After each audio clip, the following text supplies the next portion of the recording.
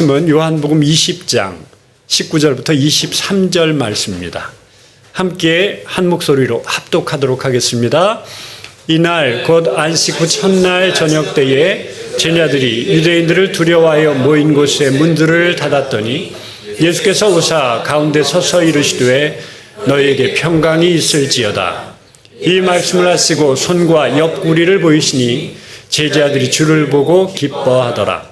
예수께서 또 이르시되 너희에게 평강이 있을지어다. 아버지께서 나를 보내신 것 같이 나도 너희를 보내노라. 이 말씀을 하시고 그들을 향하사 숨을 내쉬며 이르시되 성령을 받으라. 너희가 누구의 죄든지 사하면 사하여질 것이요 누구의 죄든지 그대로 두면 그대로 있으리라 하시니라. 아멘. 홍수론 목사님께서 기쁨의 50일이라는 제목으로 말씀 전해 주시겠습니다. 많은 은혜 받으시기 바랍니다.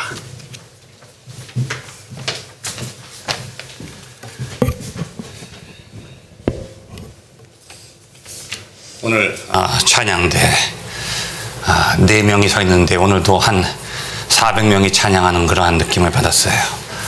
잔잔한 찬양 속에 어떤 강력한 힘이 담겨 있는 그런 느낌을 받았습니다. 참 은혜스러운 거예요. 찬양이 그 가운데 주는 나의 하나님이시라. 이 가사가 너무 단순한데 그 단순한 가사 속에 깊은 메시지가 담겨 있는 것을 다시 느꼈습니다. 오늘 요한복음 그 20장 본문의 내용에도 보면 도마의 고백이 나오죠. 나의 주시요 나의 하나님이시니이다. 12제자가 다 부활하신 주님을 만났어요. 그런데 이러한 고백은 도마의 입에서부터만 고백되고 있죠. 이게 참 놀라운 거예요. 이 믿음이라고 하는 것이 내가 경험하는 것으로 끝나는 것이 아니라 내 입술을 통해서 고백돼야 되는 거죠. 그 믿음이란 뭐냐? 오직 주만이 나의 하나님이십니다. 이것을 믿는 것이 믿음이죠. 오늘 제목은 기쁨의 50일. 여러분이 아마 좀 여기서 생소하실 거예요. 아마 대부분 이러한 단어는 처음 들으실 겁니다. 기쁨의 50일. 그런데 이것은 초대교회에서는 가장 익숙한 말이었어요. 기쁨 50일. 왜냐하면 초대교인들이 300년 동안 가장 중요하게 지켰던 절기가 바로 기쁨의 50일이거든요. 우리가 아는 부활절, 성탄절기보다도 더 오래된 절기고 유일하게 300년 동안 잊지 않고 지켰던 절기가 바로 이 기쁨의 50일이죠. 이 절기가 어떤 절기인가 하면 부활하신 날부터 성령 강림절 그날까지의 50일을 말하는 거지요. 근데 우리는 부활절은 기억하죠. 사순절은 기억해요. 대림절은 기억하죠. 성탄절도 기억하고 그 4주간의 절기는 기억하는데 부활절 이후가 아무것도 없는 거예요. 부활절이 끝인 줄 아는 거죠. 그 사이에 너무나 긴 공백이 있기 때문에 50일의 공백이 있죠. 그런데 부활이라고 하는 것이 부활로 끝나는 게 아닙니다. 그 부활이 우리에게 체험되고 우리가 그 부활에 참여하지 않으면 그 부활은 아무런 의미가 없는 거예요. 왜냐하면 주님께서 부활하신 목적이 무엇이냐? 자신을 위해서 부활하신 게 아니에요. 이 세상에 오신 것도 바로 우리 때문에 오셨고 십자가에 달리신 것도 우리 때문에 십자가에 달리신 거예요. 부활하신 것도 우리를 죄의 권세, 사망 권세에서 부활을 시키기 위해서 부활하신 거예요. 근데 그 모든 과정이 마지막 과정이 체험되지 않으면 다 무의미한 거예요. 다 헛것이 되어버리죠. 그 마지막 과정이 뭔가 하면 성령으로 충만케 되는 겁니다. 우리가 성령으로 충만해야만 우리를 위해서 세상에 오신 그 주님의 하나님의 섭리를 우리가 깨달을 수 있고, 우리가 성령으로 충만해야만 이 십자가가 주님의 십자가가 아니라 바로 나의 십자가라는 것을 체험하게 되는 거예요. 그래서 내가 그리스도와 함께 십자가에 못 박히게 되는 거야. 내가 내 죄를 못 박을 수가 있는 거예요. 그것은 오직 내가 성령으로 충만할 때 주님의 십자가가 바로 나의 십자가라고 하는 것을 경험하게 되는 거예요. 성령으로 충만하게 될 때 주님의 부활이 그냥 주님께서 죽었다 살아나신 것이 아니라 그 속에서 내가 부활한다고 하는 나의 부활을 경험하게 되는 거예요. 부활에 참여하게 되는 거지요. 이 모든 과정은 다 연결되어 있는 거예요.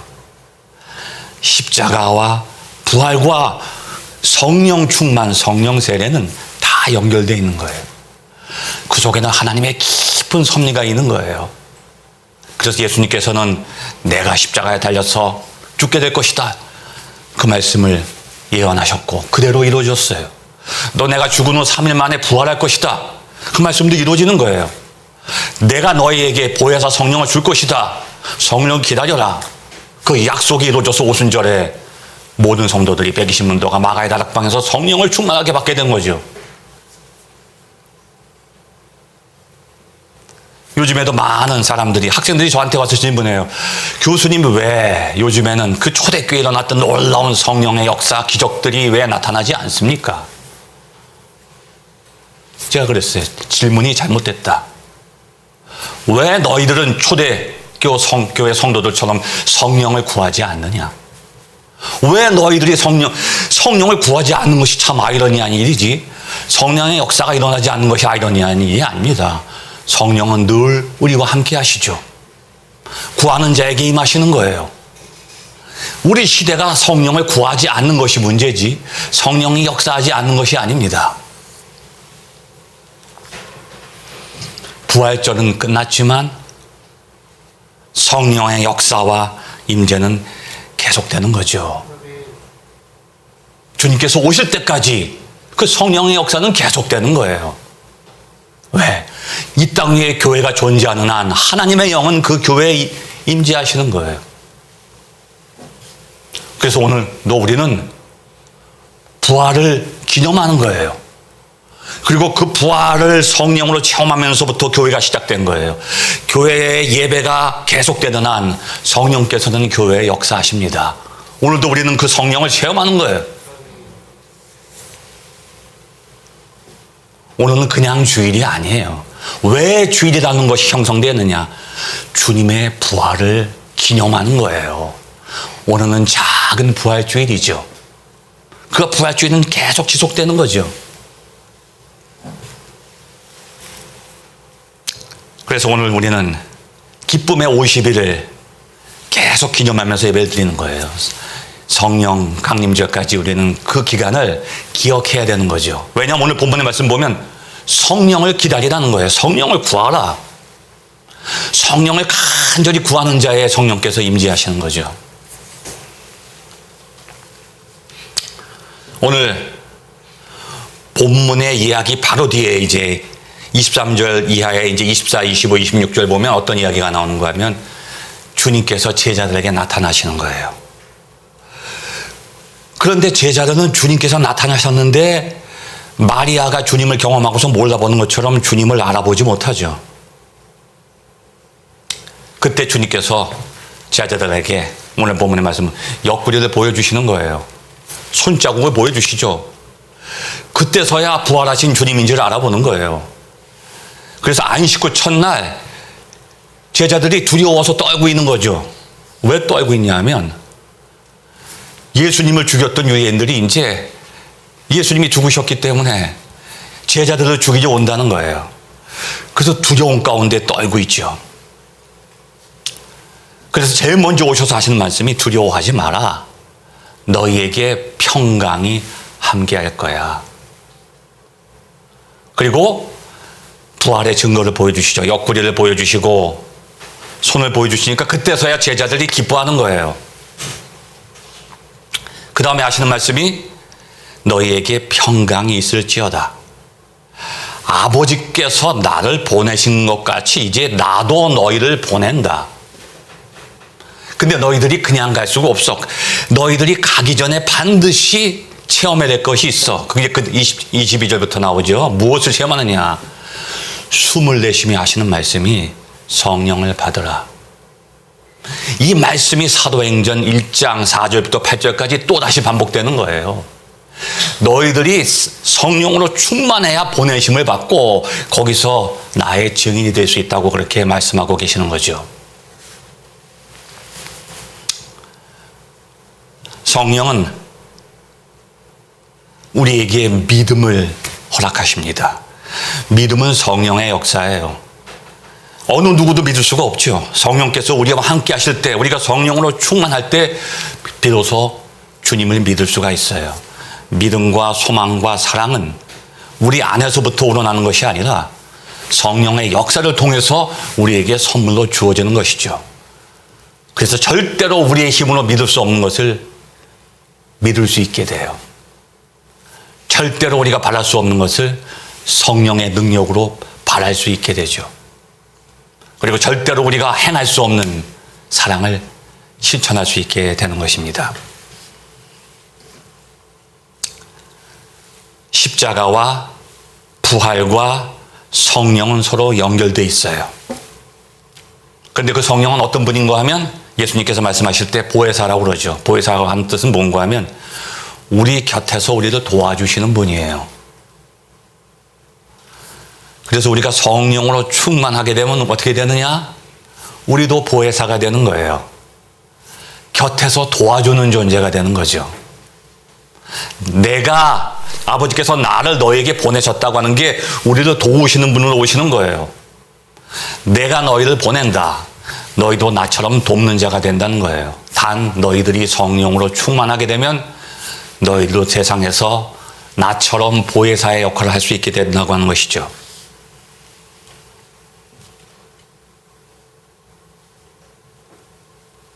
세상에는 두 종류의 사람이 있어요. 어떤 사람이냐? 자신의 이성에 이끌리는 사람이 있고 어떤 사람은 또 성령에 이끌리는 사람이에요. 빈 공간은 없어요. 이 세상에 빈 영혼은 없단 말이야. 우리는 착각해요. 내가 비록 성령은 충만하지 않아도 하나님은 잠깐 떠나 있는 것뿐이야. 천만의 말씀. 이 세상에 빈 영혼은 없어요. 우리의 영혼은 성전과 같아요. 성전에는 하나님이 거하시든지 하나님이 거하시지 않는 성전에는 사탄이 거합니다. 그래서 두 종류의 사람만이 존재해요. 성령에 이끌리는 사람이 있고요. 사탄에게 이끌리는 사람이 있어요. 그 사탄에 이끌린다고 하는 건 결국은 뭐냐면 자신의 생각과 이성에 이끌리는 거죠. 그래서 예수님께서는 우리에게 성령을 받으라고 말씀하시는 거죠. 그러지 않으면 아담과 하와처럼 자신의 본성에 이끌리게 돼요. 근데 그 본성이라고 하는 게 어떤 본성인가 하면 타락한 본성이죠. 늘 우리의 생각에는 사단이 와서 시험합니다. 우리의 생각과 사탄의 생각은 일치해요. 근데 그 생각은 하나님의 영과는 부딪히게 되는 거죠.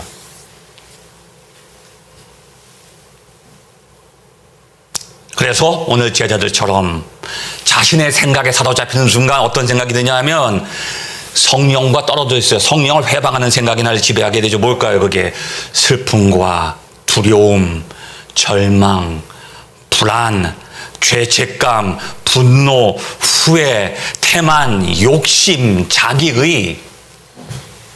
이 중에 여러분 하나도 걸리지 않는 게 어디 있어요? 우리는 다 걸리는 거죠. 그것들이 우리 안에 들어오면 어떻게 되느냐? 우리 마음에는 평화가 사라지는 거예요. 기쁨이 사라지는 거예요. 그래서 예수님께서 너희들 평안하라는 거예요. 너희들이 지금 너희들 생각에, 세상의 생각, 사탄의 생각에 사로잡혀 있구나.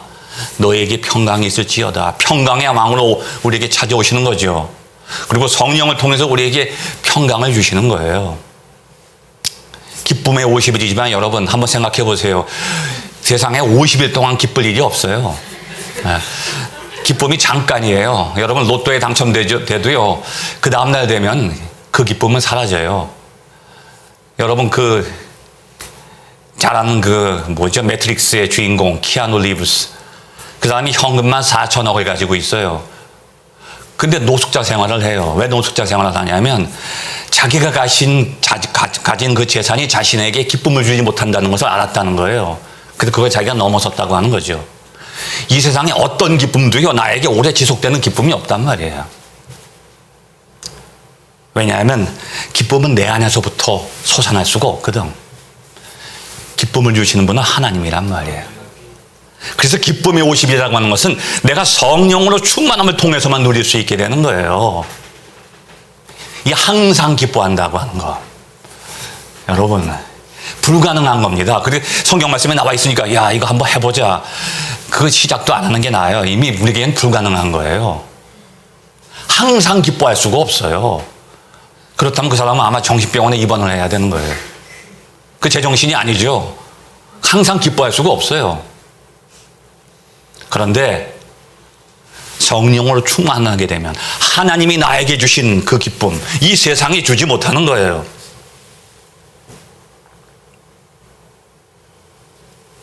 요한복음 14장 27절 말씀은 그렇게 말씀할, 그냥 평강을 너에게 준다는 게 아니, 어떤 평강인가 하면 평안을 너희에게 끼치노니 곧 나의 평안을 주노라. 내 안에 충만한 평안을 준다는 거예요. 이 세상 어디서도 찾을 수 없는 평안이에요, 여러분. 웨슬리가 미국에서 선교하고 돌아올 때 배가 뒤집히는 풍랑을 경험했어요. 그 두려움에 떨게 되죠. 제자들처럼 웨슬리도 떨고 있었어요. 근데 가만히 보니까 찬양 소리가 들리는 거야. 보니까 거기서 그 죽음 앞에서 사람들이 기쁨으로 충만해서 찬양을 드리고 있는 거예요. 배가 뒤집혀서 죽게 생긴 그 상황 속에서 평안하게 하나님을 찬양할 수 있게 되는 거죠. 이것은 하나님께서만이 우리에게 주시는 거예요. 그래서 우리는 성령을 구해야 되는 거예요. 우리가 성령 안에 있을 때만 그 평안을 누리게 되는 거야. 왜 우리 마음이 불안하느냐? 왜 두려운가? 성령을 떠나 있기 때문이에요. 너에게 성령을 받으라고 말씀하시는 그 이유는 뭐냐면 너희들이 지금 성령을 떠나 있단 말이에요. 악령에 사로잡혀 있단 말이지. 그래서 성령을 받으라고 하시는 거예요. 평안을 너희에게 끼치노니 곧 나의 평안을 너희에게 주노라. 내가 너희에게 주는 것은 세상이 주는 것과 같지 아니하니라. 세상 어디서도 우리가 구할 수 없다는 거예요. 오늘날 우리가 겪는 가장 큰 문제는 뭐냐면 세상에 대한 열심들은 꽉 차 있는데 성령에 대한 사모하는 마음이 사라지고 있다는 거지. 성령을 사모하지 않는단 말이에요. 여기서부터 우리의 삶의 모든 문제가 시작되는 거예요. 그 순간 세상의 모든 어두운 권세가 우리를 지배하게 되는 거예요. 성령을 떠난 것이 죽음이란 말이에요. 왜? 성령만이 우리에게 생명을 주기 때문에. 성령이 함께할 때 죽은 영혼도 깨어난단 말이에요. 그 생명이 들어가면 진흙도 생명이 된단 말이지. 너희는 마음에 근심하지도 말고 두려워하지도 말라. 예수께서 우리에게 약속하신 말씀이에요. 그 말씀을 사모해야 된단 말이야. 우리가 이 시간 모여서 예배드리는 것도 성령으로 충만한 그 경험을 하기 위해서 예배드리는 거 아닙니까? 성령은 우리를 살아있게 하면서 이 교회를 살아있게 하는 거예요. 성령이 역사하는 것에 모든 것이 깨어난단 말이에요. 모든 관계가 회복되고 모든 불일치가 해소되고 갈등과 분쟁이 사라지는 거예요. 어둠이 물러가는 거죠. 요한복음 15장 33절에서 말씀하십니다. 이것을 너희에게 이르는 것은 너희로 내 안에서 평안을 누리게 하려 함이라. 그러기 위해서 너희들이 성령을 받아야 돼. 너희들이 성령을 받아야 너희로 내 안에서 평안을 누릴 수 있는 거야. 내가 너에게 아무리 평안을 주려고 해도 너희들이 성령으로 충만하지 않으면 나의 영과 너의 영이 연결될 수가 없어. 세상에서 너희가 비록 환난을 당하지만 담대하라. 내가 세상을 이겼다. 내가 성령으로 너희와 함께하리라. 약속하신 거예요. 우리가 부활하신 주님을 만나기 위해서는, 기쁨의 50일을 누리기 위해서는 성령으로 충만하게 해야 되는 거예요. 그럼 지금도 우리를 찾아오신 주님을 만날 수 있게 되는 거죠. 성령으로 충만한 자만이. 그래서 오늘 도마에게 하신 말씀 보면 너는 나를 보고 믿느냐 보지 않고 믿는 자가 복되도다. 이게 무슨 얘기인가 하면 성령을 받으라고 하는 말씀을 다시 반복하시는 거예요. 제자들에게 2번 반복하시면서 도마에게 또 말씀하시는 것이 보지 않고 믿는 자가 복되도다. 믿음이라는 것은 봄을 통해서 형성되는 게 아니야. 믿음은 성령을 통해서 주어지는 거야. 보고 못 보고가 중요한 게 아니야. 그 성령으로 충만하려고 하는 거야. 도마야, 너 성령으로 충만해야 돼. 제자들에게 말씀하신 것을 또다시 도마에게 강조하시는 거예요. 도마야, 네가 성령으로 충만하면 내가 부활한 것을 목격하지 않아도 나를 믿을 수 있단다. 그래야 너는 나의 사도가 되고 보내심을 받을 수 있어.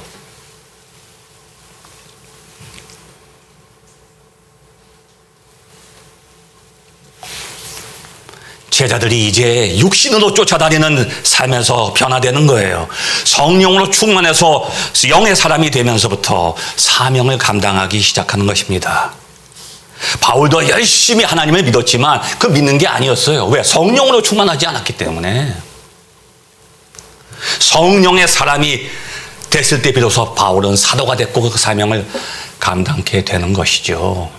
그래서 우리의 삶은요, 성령에서부터 시작돼야 돼요. 거듭남에서부터 우리의 삶이 출발해야지. 거듭나지 않았을 땐 이미 우리는 죽어 있는 거예요. 산 것이 아니죠.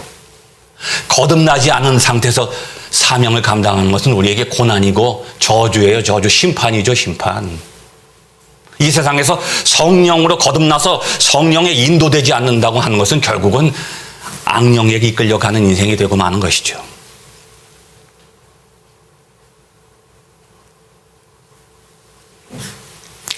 우리가 사순절을 경건하게 보냈다고 한다면, 부활의 기쁨에 참여했다고 한다면 거기서 끝나면 안 돼요. 이제 50일의 기쁨의 50일을 체험해야 돼요. 성령을 간절히 사모해야 돼요. 그럴 때 이제 성령 강림절을 통해서 우리는 성령으로 충만함을 받는 거죠. 이것이 하나님의 구원의 섭리예요. 우연히 일어난 게 아니에요. 태초부터 하나님께서는 여러분에게 성령을 물붓듯이 부어주시기 위해서 주님을 이 세상에 보내셨고 십자가에 달리시게 하시고 또 부활하시고 보혜사 성령은 약속해 주신 거예요. 그 약속은 우리에게 반드시 체험돼야 되는 거야. 우리에게 일어나야 돼. 그래서 우리는 간절히 성령을 사모하며 기다려야 되는 거죠.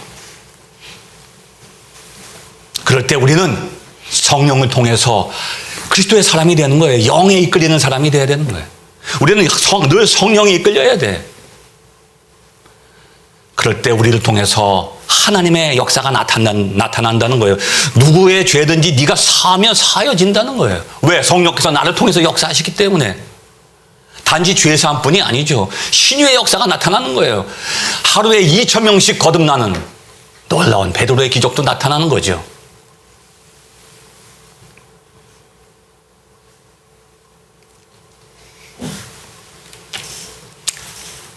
오늘 본문 말씀 보면 사단의 영이 지배하게 될 때 우리는 두려움과 절망과 의심에 사로잡혀서 부활하신 주님조차 알아보지 못하게 만드는 거예요.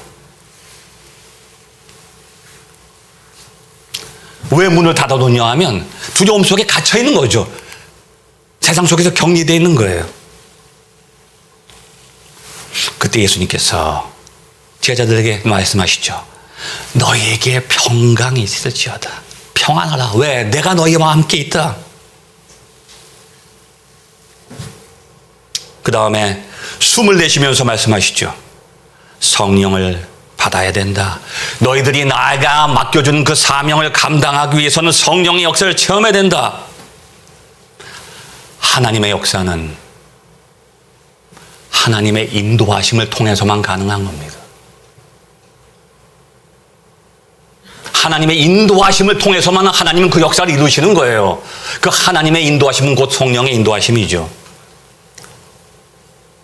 그래서 요한복음 16장 13절 말씀 보면 어떻게 말씀하시느냐. 진리의 영, 성령이 우리를 진리 가운데로 인도한다. 진리를 찾아가는 사람이 없어요. 찾아가서 진리를 붙잡는 사람이 없어요. 진리가 우리를 붙잡아야 돼. 진리가 우리를 인도하시는 거죠. 진리의 영만이 우리를 진리로 인도하십니다. 하나님의 뜻을 이루게 하시는 거죠. 그래서 사도행전 1장 4절부터 나오는 본문에 보면 성령을 기다려라. 그리고 성령으로 세례를 너희에게 줄 것이다. 약속의 말씀을 주시는 거예요. 그래야만 너희들이 세상에서 사도의 사명을 감당할 수 있다. 근데 그 3절까지의 말씀을 보면 이스라엘을 언제 회복시켜 주실 겁니까? 이 나라를 언제 아직까지도 딴 생각을 하는 거예요. 이 세상을 언제 변화시켜 주실 겁니까? 그렇게 예수님께 질문하는 것이 3절까지에 본문에 나오죠. 그때 대답이 뭐냐? 그게 아니야. 이스라엘이 회복되고 세상이 변화되는 것보다 더 먼저 돼야 되는 게 있어. 너희들이 성령으로 충만해야 돼. 너희들이 성령으로 충만하게 될 때 이스라엘이 회복되고 세상이 변화되는 거야. 아직 기쁨의 50일이 많이 남아있죠. 이 기쁨의 50일을 여러분 간절한 마음으로 성령을 사모하는 마음으로 기도하면서 성령을 기다리시기 바랍니다. 오순절에 120문도처럼 간절히 합심해서 우리가 기도할 때 그들이 받았던 성령을 우리도 받아 누리게 될 줄로 믿습니다. 기도하겠습니다. 거룩하신 하나님 아버지, 오늘도 예배 가운데 임재하시며 성령으로 충만히 역사하셔서 우리를 거듭나나 주님의 자녀가 되게 하시고 제자가 되게 하셔서 기필코 주님께서 오시는 그날까지 이 땅 위에서 저희를 하여금 주님께서 맡겨주신 사명을 능히 감당케 하여 주실 줄로 믿습니다. 오늘도 저희의 모든 인간적인 생각을 내려놓고 오직 영의 생각으로 저희를 채우게 하시며 저희의 뜻을 내려놓고 하나님의 뜻을 먼저 구하는 진정한 주의 공동체의 자녀들이 될 수 있도록 인도하여 주시옵소서. 살아계신 주님 예수 그리스도를 받들어 간절히 기도드리옵나이다.